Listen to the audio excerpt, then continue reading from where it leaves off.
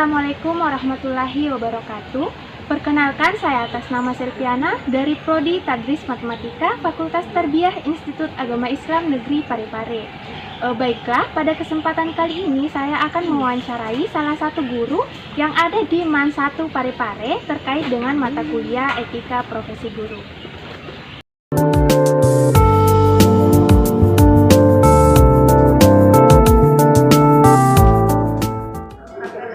Baiklah Bu, perkenalkan, nama saya Selviana dari Prodi Tadris Matematika Fakultas Tarbiyah IAIN Parepare. Nah, di sini saya bermaksud untuk mewawancarai Ibu terkait dengan mata kuliah Etika Profesi Guru, tentunya terkait dengan profesi keguruan. Baiklah, sebelum mewawancara, mungkin terlebih dahulu Ibu bisa memperkenalkan diri beserta sudah berapa lama Ibu menjabat sebagai seorang guru. Baik, terima kasih. Saya langsung perkenalkan, nama saya Ibu Triani, guru arti akhlak di madrasah ini. Lamanya mengajar ya sekitar 15 tahun, sekitar itu. Baiklah Bu, mungkin bisa langsung saja kita masuk ke pertanyaan pertama. Baiklah, pertanyaan pertama yaitu, menurut Ibu, keterampilan mengajar seperti apa yang seharusnya dimiliki oleh seorang guru?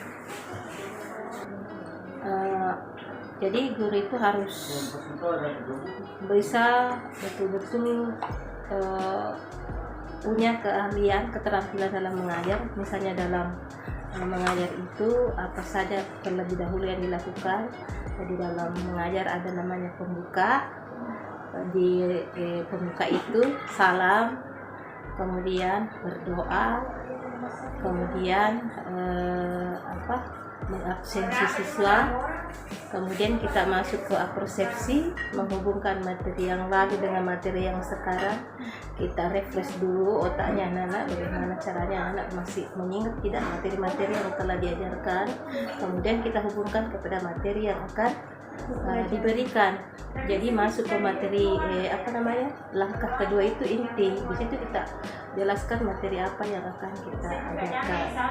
Nah, dalam mengajar itu kita melihat menggunakan metode-metode berdasarkan keadaan yang ada, kondisi yang ada, karena terkadang kita merancang metode tetapi kenyataannya tidak bisa sesuai dengan kondisi yang ada. Jadi seperti itu. Jadi kita harus memiliki tahu betul-betul beberapa metode dalam mengajar, kondisikan dengan keadaan yang ada pada saat itu. Kemudian setelah masuk materi inti, langkah inti, kita masuk ke penutup.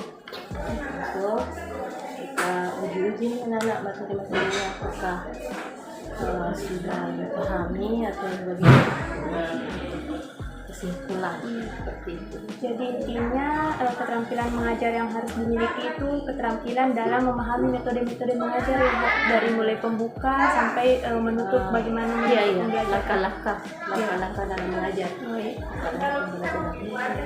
Baik Bu, untuk pertanyaan kedua, kalau dari Ibu sendiri pribadi itu apakah ada keterampilan atau metode khusus yang Ibu terapkan dalam pembelajaran sehingga membuat peserta didik Ibu itu merasa nyaman dalam belajar? Apakah ada trik khusus? Itu tadi saya bilang, kita harus mampu memahami karakter anak-anak, berbagai macam karakter anak-anak. Jadi kita kondisikan dengan, kita sesuaikan dengan metode yang akan kita ajarkan. Karena terkadang metode yang satu kita gunakan di kelas yang lain itu berbeda dengan kelas yang lain. Jadi berbagai macam metode kita lakukan. Jadi disesuaikan dengan kondisi karakternya anak-anak juga yang peserta didik. Karena terkadang berbeda-beda kan, metode yang satu mungkin berhasil metode ini di kelas yang satu, yang satunya tidak bisa karena tidak sesuai dengan kondisi anak-anak pada saat itu ya. kembali dulu ke Baik, Bu, kampus. untuk pertanyaan selanjutnya kan kalau dewasa ini itu kita sering melihat bahwasanya banyak seorang guru yang apabila proses pembelajarannya dia itu hanya memberikan sekedar penugasan kepada peserta didik tanpa memberikan arahan dan penjelasan lebih rinci. Nah itu kan kalau dikaitkan dengan tanggung jawab, menurut Ibu bagaimana? Apakah seorang guru yang seperti itu bisa dikatakan tetap bertanggung jawab dalam hal menata proses pembelajaran itu? Apalagi kalau dilihat pada saat pandemi kemarin kebanyakan yang menggunakan sistem online, kebanyakan seperti itu, dan kebanyakan guru itu juga termasuk saya sendiri itu hanya memberikan penugasan kepada kami, kemudian dia tidak menjelaskan secara rinci. Jadi bagaimana menurut Ibu jika dikaitkan? Kalau tentang itu kemarin COVID itu memang itu dilema sekali bagi kita guru. Kita mau menjelaskan, mengajar dengan sebaik-baiknya supaya tuntas kepada anak itu setengah mati, susah. Jadi hanya berkisar penugasan saja karena kita mau berikan mau pakai dalam bentuk video, anak-anak tidak semuanya punya kemampuan untuk mengakses itu. Jadi ya hanya sebatas itu penugasan. Jadi sampai sekarang masih dapat dampaknya itu anak-anak, karena anak-anak yang sekarang seperti itu masih enak dengan belajar sistem belajarnya yang seperti dulu.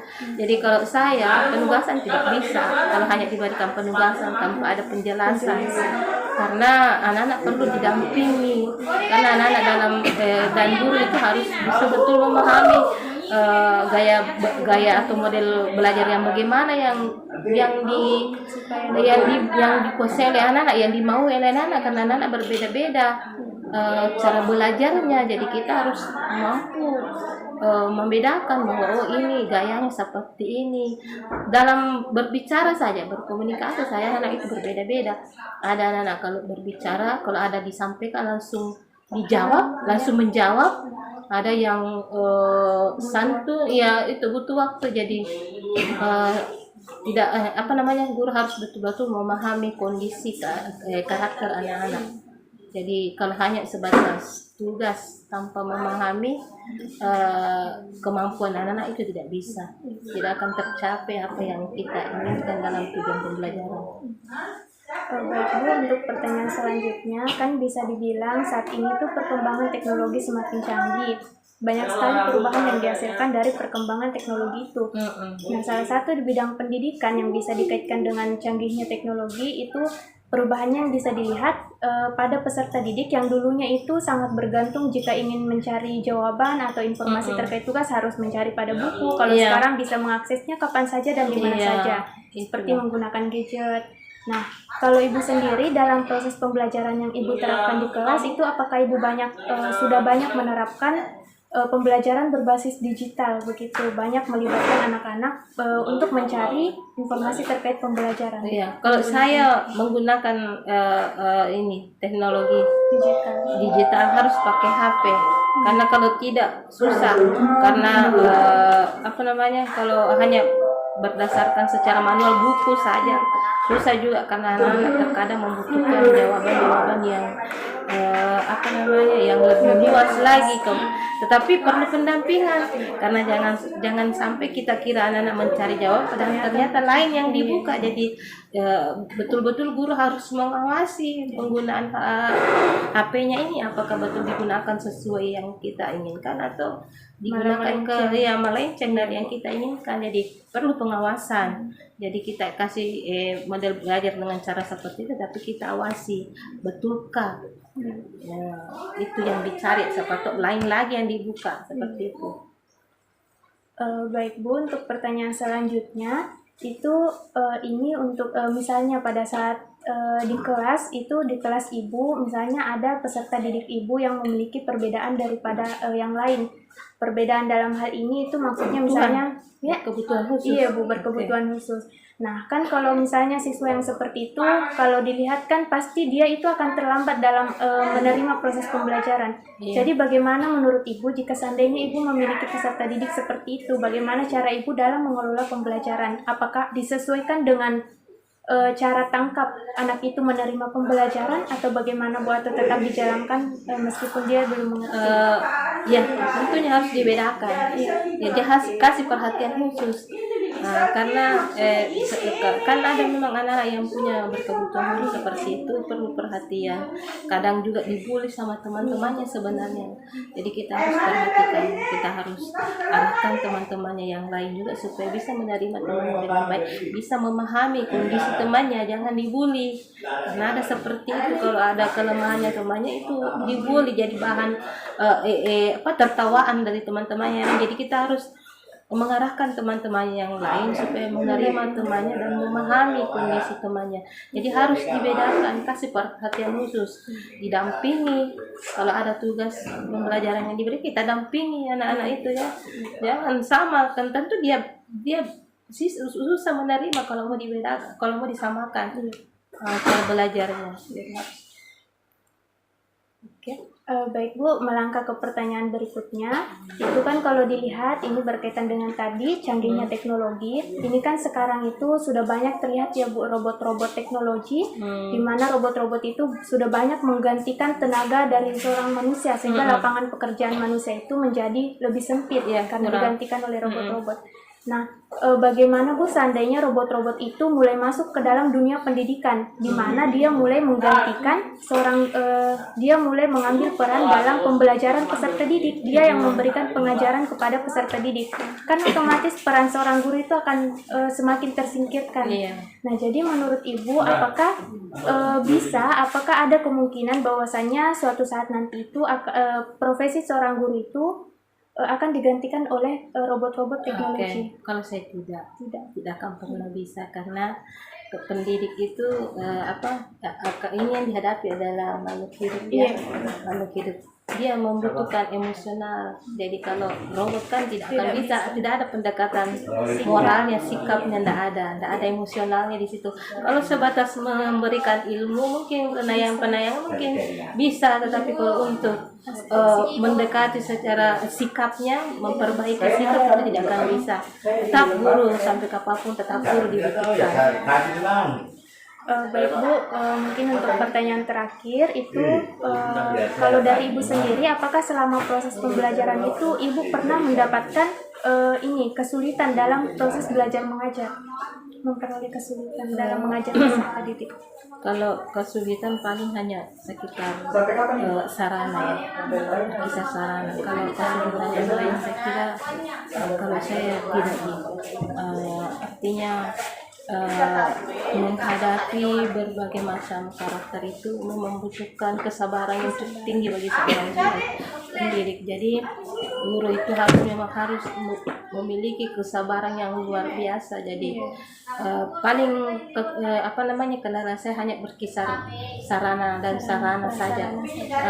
Maksudnya buku atau sekitar itu sarana, tapi kalau kendala yang saya kira tidak.